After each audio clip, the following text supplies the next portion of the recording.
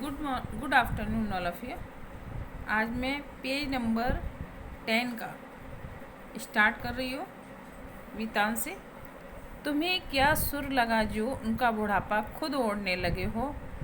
तुम शुरू में तो ऐसे नहीं थे। शादी के बाद मैंने तुम्हें देख जो क्या नहीं रखा है। हफ्ते में दो दो सिनेमा देखते थे, गज़ल गाते थे, गज़ला गज़ल हुई और सहगल के गाने।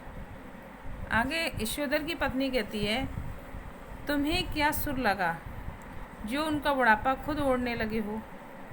तुम्हें क्या सुर लगा है जो तुम मतलब किशन दा का की बराबरी करने लगे हो। तुम शुरू में तो ऐसे नहीं थे, जब शादी हुई थी मैंने तुम्हें देख रखा था। हफ्ते में दो दो सिनेमा देखते थे, गज़ल भी गाते थे और गज़ल हुई सहगल के गाने भी गाते थे। Next paragraph. यशोधर बाबू स्वीकार करते हैं कि उनमें कुछ परिवर्तन हुआ है, लेकिन वह समझते हैं कि उम्र के साथ साथ बुजुर्गियत आना ठीक ही है।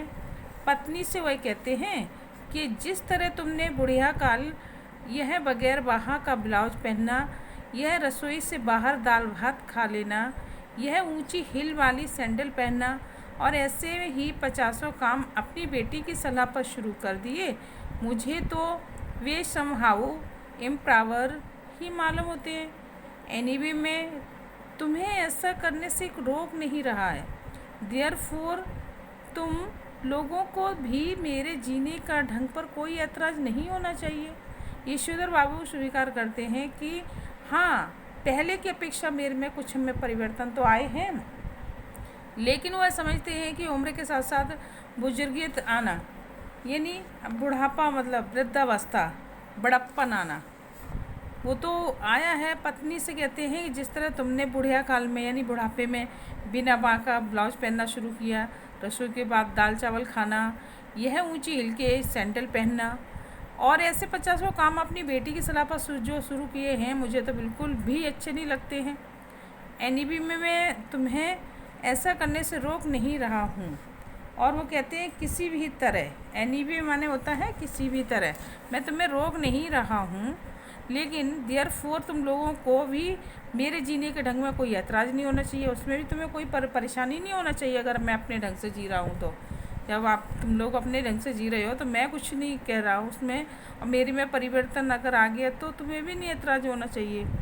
Next paragraph. यशोधर बाबू को धार्मिक प्रवचन सुनते भी अपना पारिवारिक चिंतन में ध्यान डूबा रहना अच्छा नहीं लगा।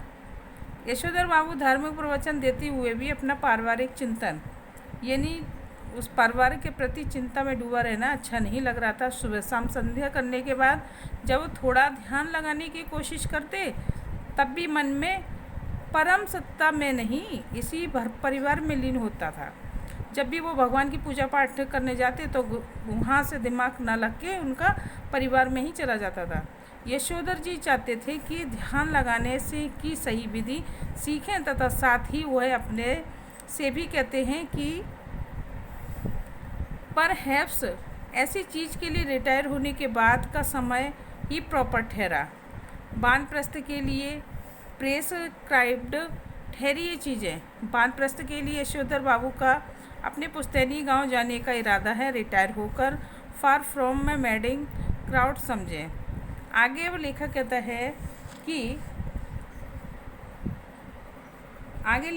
है कि वो ये सारी चीज़ें परिवार में लीन होता है। जब भी वो पूजा पाठ करते हैं तो परमात्मा का ध्यान आते हुए परिवार का आने लगता है। यशोधर जी चाहते हैं कि ध्यान लगाने की सही विधि सीखें, क्योंकि उनका ध्यान पूरा लग नहीं पा रहा था प्रॉपर। वह अपने से भी कहते हैं कि परहैप्स जैसी चीज़ के लिए रिटायर होने के बाद का समय प्रॉपर ठहरा। और मतलब ये ध्यान लगाने के समय जब रिटायर हो जाते हैं तो इंसान फ्री हो जाता है एक तरह से, हम ध्यान लगा सकते हैं। लेकिन वानप्रस्थ के लिए प्रेस्क्राइब्ड ठहरी ये चीज़ें।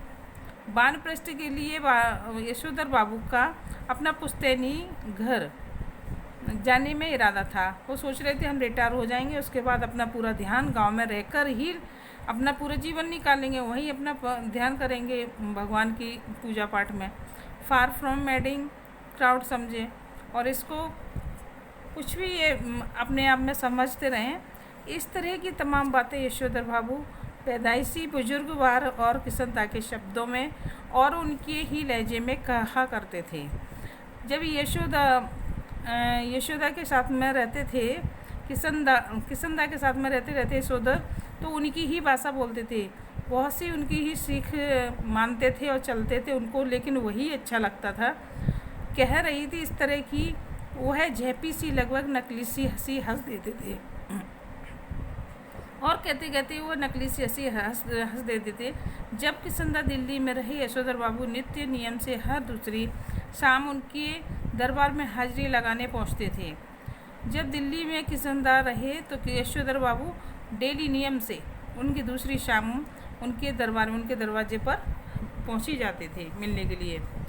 नेक्स्ट, स्वयं किसनदा हर सुबह शहर से लौटते और अपने मानस पुत्र के क्वार्टर पर से में झांकना, हेल्थी वेल्थी इस वाइज बन रहा है ना भाऊ, ऐसा कहना कभी नहीं भूलते। जब यशोधर बाबू दिल्ली आए थे तो उनकी सुबह थोड़ी देर से उठने की आदत थी। किसनदा ने उसे सुबह झकझोर कर उठाया, साथ शहर ले जाना शुरू किया और मंत्र दिया, early to bed and early to rise makes a man healthy and wise. जब यशोधर बाबू अलग क्वार्टर में रहने लगे तो अपनी गृहस्थी में डूब गए और किसनदा ने यह देखते रहना बहुत ज़रूरी समझा, भाऊ यानी बच्चा सवेरे जल्दी उठता है कि नहीं। यशोधर बाबू को ये अच्छा लगता था कि कोई उन्हें भाऊ कहता है। हर सवेरे किसनदा से अनुरोध करते कि चाय पी कर जाए। किसनदा कभी कभी अनुरोध की रक्षा कर लेते थे। तो स्वयं किसनदा हर सुबह जब वहाँ से लौटते थे तो मानस पुत्र के क्वार्टर में झांकना, हेल्थी वेल्थी एंड वाइज बन रहा है। उन्होंने कहा, घूमने फिरने जाते हो, हेल्थ बना रहे हो कि नहीं बना रहे हो ना भाऊ, ऐसा कहना कभी नहीं भूलते थे। भाऊ यानी बच्चा वो कहते थे, वो कभी नहीं भूलते थे भाऊ कहना। जब यशोधर बाबू दिल्ली आए थे तो सुबह सुबह उन्हें देर से उठने की आदत थी, लेकिन किसनदा रोज़ सुबह जब उठा देते थे उनको झकझोर के, और साथ में घूमने के लिए भी ले जाते थे, सैर करने के लिए। मंत्र अर्ली टू बेड, सुबह उठ के अपने बेड को छोड़ देना, rise max and the healthy and wise, और सुबह घूम के आके अपनी हेल्थ को बनाओ। यशोधर बाबू अलग क्वार्टर में रहने लगे और अपनी गृहस्थी में डूब गए। किसनदास ने यह देखते रहना ज़रूरी समझा कि भाऊ यानी बच्चा सवेरे जल्दी उठता है कि नहीं। ये उनको बहुत ज़रूरी समझा कि भाऊ यानी बच्चा सवेरे जल्दी उठता है कि नहीं उठता है। यशोधर बाबू को यह बहुत अच्छा लगता सुनने में, क्योंकि उन्हें भाऊ कहता था हर सुबह किसनदा से अनुरोध करते हुए चाय पी कर जाएँ, और किसनदा से कहते थे चाय पी कर जाएँ, लेकिन कभी कभी उनकी बात को रख लेते थे। नेक्स्ट पेज, किसनदा को जब घर दफ्तर में विभिन्न रूपों में देखा, लेकिन किसनदा की छवि उनके मन में बसी हुई। वह सुबह ही सैर करने निकले। किसनदा की ही कुर्ते पजामे के ऊपर ऊनी गाउन पहने, सिर पर गोल बिलायती टोपी देसी खड़ाऊ धारण किए हुए, हाथ में कुर्ते के एक घड़ी लिए हुए किसनदा को घर में विभिन्न रूपों में देखा जाता था, लेकिन किसनदा की छवि उनके मन में बसी हुई थी। सुबह वह सैर के लिए किसनदा ही थे। कुर्ते पजामे में ऊपर से ऊनी गाउन पहना हुआ था, सिर पर गोल बिलायती टोपी थी, पाँव में देसी खड़ाऊ थे किए हुए, हाथ में कुत्तों को भगाने के लिए एक छड़ी लिए हुए थे। नेक्स्ट पैराग्राफ, जब तक किसनदा दिल्ली में रहे तब तक यशोधर बाबू ने उनके पट शिष्य और शाही कार्यकर्ता की भूमिका पूरी निष्ठा से निभाई। जब तक किसनदा दिल्ली में रहे, यशोधर बाबू उनके पट शिष्य और उत्साही कार्यकर्ता यानी कि उनके कारोबार करने की भूमिका पूरी निष्ठापूर्वक शिष्य के रूप में निभाते रहे। किसनदा के चले जाने के बाद उन्होंने उनकी कई परंपराओं जीवित रखने की कोशिश करते रहे। कोशिश में पत्नी और बच्चों को भी नाराज़ किया। किसनदा की परंपरा उनकी बात को मानने के लिए कई बार उनके बच्चे और पत्नी उनसे नाराज़ हो जाया करते थे। घर में होली गंवाना, जनेऊ पुन्नियों के दिन जब वह कुमानियों को जनेऊ बदलने के लिए अपने घर आमंत्रित करना, रामलीला की तालीम के लिए क्वार्टर का एक कमरा दे देना। और ऐसे में कई और यशोधर बाबू ने कृष्णदास से विरासत के लिए थे। उनकी पत्नी और बच्चों को इन आयोजनों पर होने वाला खर्च, इन आयोजनों को होने वाला शोर दोनों ही सख्त नापसंद थे। बदतर यही कि आयोजन के लिए समाज में भी कोई खास उत्साह रह नहीं गया था। जब तक कृष्णदास दिल्ली में रहे तो यशोधर बाबू उनके पटशिष्य यानी उनके शिष्य की तरह उनके कार्यकर्ता की भूमिका पूरी निष्ठापूर्वक निभाते रहे। कृष्णदास के चले जाने के बाद उनकी कई परंपराओं को जीवित रखने के लिए उन्होंने कोशिश की। कभी कभी उनके बच्चे पत्नी नाराज़ हो जाया करते थे। घर में होली गवाना यानी घर में खुशियाँ गवाकर जन्यों पुण्यों के दिन में कुमाऊनियों के जनेऊ बदलने के लिए अपने घर में आमंत्रण दे देना। तो अपने घर में मतलब बच्चे कहते थे अपने घर की खुशी को गवा के और दूसरों की मुसीबत को मोल लेना। रामलीला की तालीम के लिए क्वार्टर में जब रामलीला चलती थी तो उसकी जो प्रैक्टिस चलती थी तो उसके लिए कमरा दे देते थे। ऐसे में कई काम यशोधर बाबू के कृष्णदास के विरासत में थे। अब ये सारी शिक्षाएं उन्होंने एक दूसरे की हेल्प करना, मदद करना सब कृष्णदास से सीख रखा था। क्योंकि वो भी जब कोई भी बाहर से लड़के आते थे तो परेशान होते थे, जब तक उनको क्वार्टर नहीं मिलता था, खाने पीने की व्यवस्था, रहने की व्यवस्था सारी कृष्णदास करते थे, उनके लिए भी की थी। तो वही सारी शिक्षा उन्होंने से यशोधर बाबू ने सीख रखी थी। तब रामलीला के लिए ज़रूरत पड़ी तो उन्होंने एक कमरा दे दिया। तो उनकी पत्नी और बच्चों को इन आयोजनों के होने वाला खर्च, आयोजनों में होने वाला शोर दोनों सख्त नापसंद थे। ये सारी चीज़ें उनके घर वालों को बिल्कुल पसंद नहीं थी। बदतर यही था कि आयोजनों के लिए समाज में भी कोई खास उत्साह नहीं रह गया था। और यही कारण था कि आयोजन जो होते थे वो खास कर समाज में भी कोई अब इसको पसंद नहीं कर रहा था।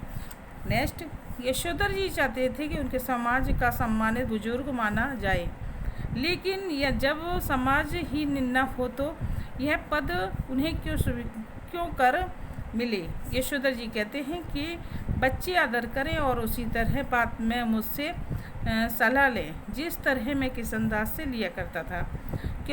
तो इसका अर्थ यशोधर जी कहते हैं कि समाज में सम्मानित बुजुर्ग को माना जाए। वो कहते हैं बुजुर्गों का सम्मान हो समाज में, ऐसा वो चाहते थे।